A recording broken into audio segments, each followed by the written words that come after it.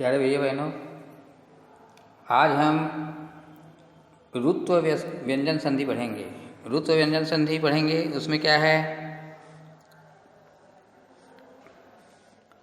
रुत्व व्यंजन संधि में सबसे पहले इसको पढ़ लेते हैं। ये है आपका रुत्व व्यंजन संधि है, ये तीसरा प्रकार है विसर्ग का। तो चलिए, विसर्ग से पहले एक बार फिर से, विसर्ग से पहले अ और आ को छोड़कर, आ और आ को छोड़कर अन्य कोई भी स्वर हो, ई, ए, ई, उ, और उसके बाद कोई स्वर हो या वर्ग का तीसरा यानी तीसरा, चौथा, पांचवा, वर्ग का तीसरा, चौथा, पांचवा, चलो कौन कौन था देखते हैं। ये वर्ग का तीसरा, चौथा, पांचवा। तो तीसरा में कौन है? ग, च, ज, ड, द, ब, ल, ये। चौथा में कौन है?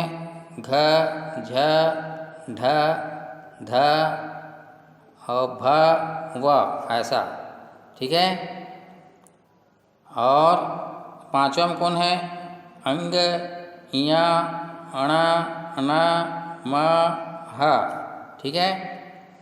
तो इस प्रकार ये तीसरा, चौथा, पांचवा वर्ण बोलते हैं। ठीक है। आगे बढ़ता हूँ। तीसरा, चौथा, पांचवा वर्ण। ठीक है। तो ये आपका तीसरा,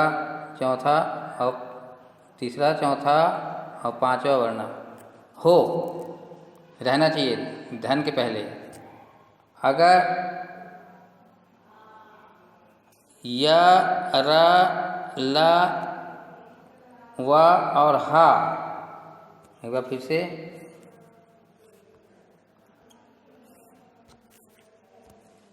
य, र, ल, व, ह, यदि कोई वर्ण हो तो विसर्ग को क्या हो जाता है?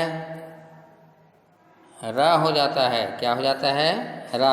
विसर्ग की जगह में, ये विसर्ग है, उसकी जगह में क्या आ जाता है? रा आ जाता है। ठीक है। जैसे देखते हैं, निह धन बलह, निह धन बलह। देखिए, निह धन बलह। ठीक है। क्या हुआ? निर्बलह। जुड़ने के बाद क्या हुआ?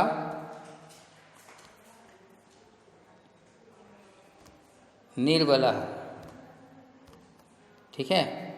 कवि धन यच्छति, तो यहाँ पर वह है, इस कारण यहाँ पर यह आया है और कबीर यच्छति हो गया, आधारा हुआ। देखिए आधारा दिख रहा है, या के ऊपर लगा है। रवि धन उदेति।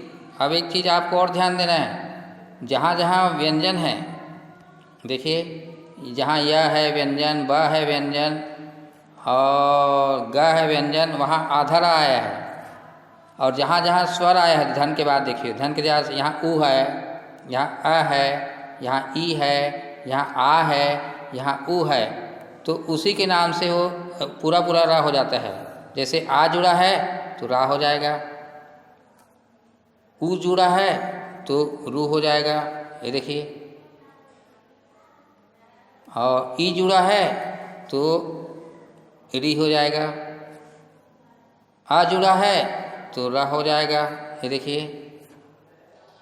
तो ये आपको ध्यान रखना है। और जहाँ जहाँ व्यंजन जुड़ा है, जैसे ब है और आपका ग है, या है ना, ये या है, ब है और ग है, तो वहाँ पर आधार आया है, ये आपको ध्यान देना है। ठीक है। चलिए, कवि धन यच्छति, क्या हुआ?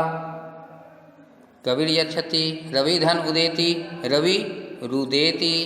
मुनि धन अयम, मुनि रयम, आ के कारण रा आया, स्वर के कारण पूरा पूरा रा बन के वही मात्रा हो जाता है जो धन के बाद जुड़ा है। पितु धन इच्छा, क्या हुआ? पितुर इच्छा। पुनः धन आस्ते, पुनरास्ते। प्रातः धन उदेति, प्रातरुदेति, प्रातरुदेति। यहाँ प्रातः धन गच्छति तो विसर्ग की जगह में आधरा आया है, देखियो ग के कारण व्यंजन है करके। ठीक है, अगला संधि विच्छेद कीजिए। चलो कर लेते हैं। कवि धन लिखा थे, कबीर धन लिखा थी तो क्या होना चाहिए? कवि धन लिखती, ये विसर्ग आ गया जहाँ राधा है ना। चलो पितुर राज्ञा, पितुराज्ञा तो क्या हुआ? पितुर्धन तो क्या हुआ? पितुः धन आज्ञा। ठीक है, सूर्य धन रेव, सूर्य धन एव, जनैर्गम्यते,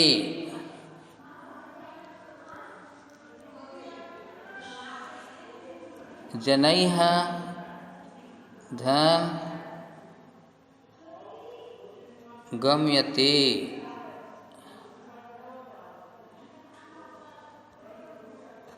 ठीक, शिशुर्धन रयम तो यहीं पर लिख देता हूँ, शिशुः धन अयम।